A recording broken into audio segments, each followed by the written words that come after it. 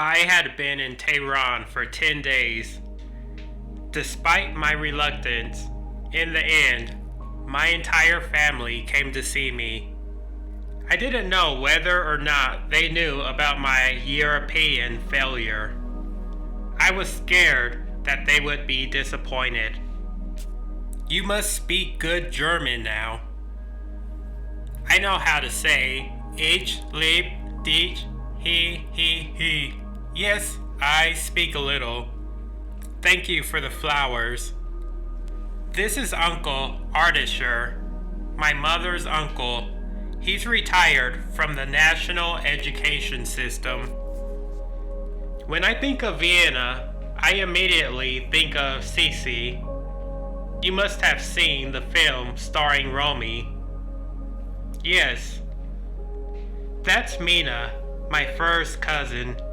She's an imbecile. She talks about Romy Schneider as if she were her best friend. Marjane, the stars shine in the sky and you in my heart. These are our neighbors. They're the incarnation of the perfect family. Even though I knew that they were coming to see me out of friendship and kindness, I'd quickly had enough of receiving them every day. But there was nothing to be done. The visits continued. Aside from my parents, the only person to whom I really wanted to talk was my grandmother, but she came after everyone else. Grandma, where were you? I was waiting for the tribe to go first. Oh my, how you've grown. Soon you'll be catching the Lord's balls. She was still her old self. After my family, it was my friends' turn. I had fewer apprehensions about them. We were the same age, which should make it easier to connect. Hi, how are you? Oh, I was wrong. They all look like the herons of American TV series, ready to get married at the drop of a hat, if the opportunity presented itself. Why do you look like a nun? No one would ever guess that you'd lived in Europe. Oh, really? Compared to her fashionable makeup, I really did exude all the allure of a nun. Come on, talk to us. You must have a million things to tell us about. I don't know. Well, why don't you tell us what the nightclubs in Vienna were like? It's just that I didn't go that often. I don't really like them much. What? Oh, stop pretending to be so shocked. Don't you remember how she was? Always giving lessons. She's a rebel, this one. If there were still nightclubs in Tehran, I'd be there every night. Me too. I had a hard time remembering what had brought us together before. A part of me understood them. When something is forbidden, it takes on a disproportionate importance. Much later, I learned that making themselves up and wanting to follow Western ways was an act of resistance on their part. Nevertheless, I felt terribly alone. Some days later, Layla called for you. Oh, my friends, I find them all so unbearably inane. You know, it's not entirely their fault. No one is asking them to be intelligent. Completely the opposite, in fact. Give it some thought, my child. There must be some people that you'd like to spend time with. Grandma was right. I would have been very happy to see the kids I used to play with in the street. I'd like to see Arash and Kia again. Yes, Arash and Kia especially. We had so much fun together, and he's a guy. He must have something other than makeup on his mind.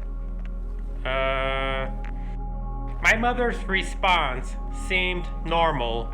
She never really liked him. She thought that he was badly brought up and encouraged me to do stupid things. Mom, don't worry.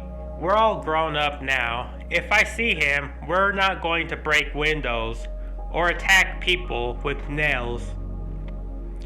It's just that Kia what? Well, he was called up for service, but he preferred to leave the country illegally.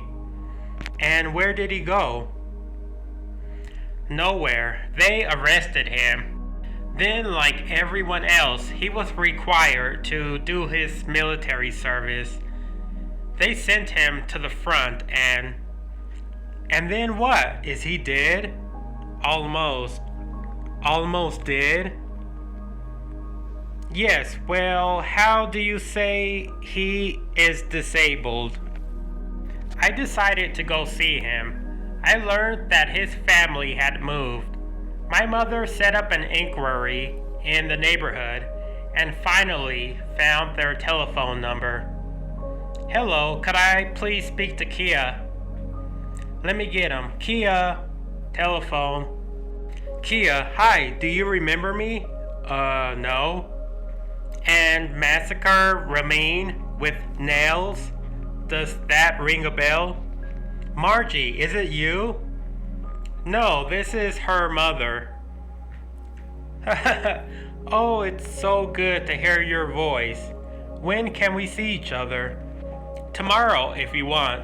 Do you have our address? I was relieved. He didn't seem almost dead at all. The next day, I put on my best clothes. It had snowed again. I spent 2 hours in traffic jams. Enough time to ask myself all kinds of questions. What if he lost an eye? What if he lost a leg? What if he is horribly disfigured? When I finally got to his house, I wasn't at all sure if I wanted to go in. Miss, you have to get out. We're there. Whatever his state, I was convinced of the justice of my mission. What floor are you going to? The 3rd. I've come to visit my childhood friend, Kia Abadi. Oh, that's great. The neighbors, that's great, calmed me down even more. If something really serious had happened, he certainly wouldn't have said that. I was confident. Ding dong. Oh, Kia. Hello. It's crazy how you've changed. Come in, please, come in. Look at that, you've become a real woman. Ah well, we all end up having to accept ourselves. Yes, I know that better than anyone. What an idiot, really, what an idiot I am. I quickly changed the subject. Do you remember our friend Ramin? I especially remember us. And our iron knuckles. The poor boy. He must have been scared shitless. Blah, blah, blah, blah, blah. Yes, blah, blah, blah, blah. Do you want something to drink? No, I'm fine. Thanks. I'm thirsty. I'm going to get a Coke. In that case, I'll have one too. I didn't dare look at him anywhere but in the eyes. It wasn't until he was on his way to the kitchen that I noticed he only had the use of his right arm. Here, can you help me, please? Of course, give me that. Gulp, gulp, gulp. Shit. This time, he's the one who saved the situation. So you're back from Austria. How was it there? It was fine, but tell me more about you. How are you doing? I'm doing as well as I can. I want to go to the United States. I have an uncle who's a doctor in Boston. They're going to make me 2 beautiful prostheses, one for my leg and one for my arm. But we have to see whether or not the Americans will give me a visa. One of my friends told me a great story. Do you want to hear it? Sure, go ahead. Here goes. It's the story of a guy who finds himself at the front during the war. A grenade lands directly on his head. He's blown into 1,000 pieces. The stretcher bearers arrive, collect the pieces, put them in a large bag, and rush him back to Tehran at top speed. He ended up landing in a good hospital there. The doctors set themselves to sticking the pieces back together. They stitched and stitched, and finally, after 150 operations and 1.5 years of bandages, he became once again a whole man. Oh doctor, I've never felt so good. Thanks to you, I can begin a new life. To help him lead his new life, his family decided to find him a wife. His mother did the rounds of their friends and their neighbors and found a rare pearl. And as tradition requires, the man, accompanied by his family, went to ask for the young girl's hand. Our son is exceptional. Our daughter is magnificent.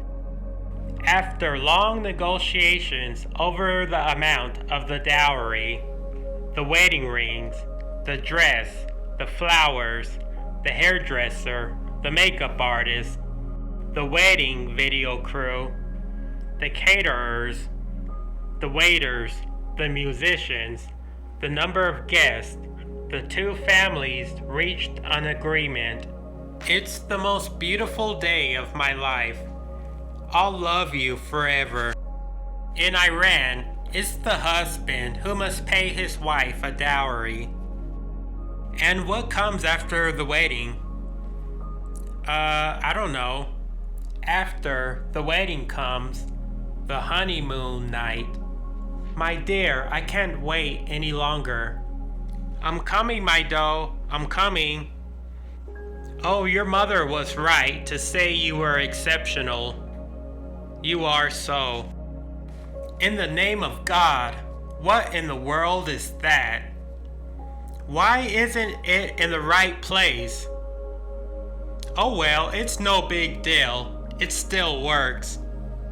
What do you mean, it's no big deal? Your thing is on your hip instead of between your legs, and you dare to tell me that it's no big deal? Yes, but it still works. Look. I don't want to see anything. I was sold damaged goods. I want a divorce as of tomorrow. Imagine that. Ha ha ha ha. So the guy was so fed up, ha ha ha, that he said, "Kiss my ass." Oops, careful. We spent the whole afternoon talking and joking. You'll come see me again? Of course, I'll call you. I saw him 3 or 4 times, then he left for the United States. We wrote a little until time took its toll, and we lost touch with each other. That day I learned something essential. We can only feel sorry for ourselves when our misfortunes are still supportable. Once this limit is crossed, the only way to bear the unbearable is to laugh at it.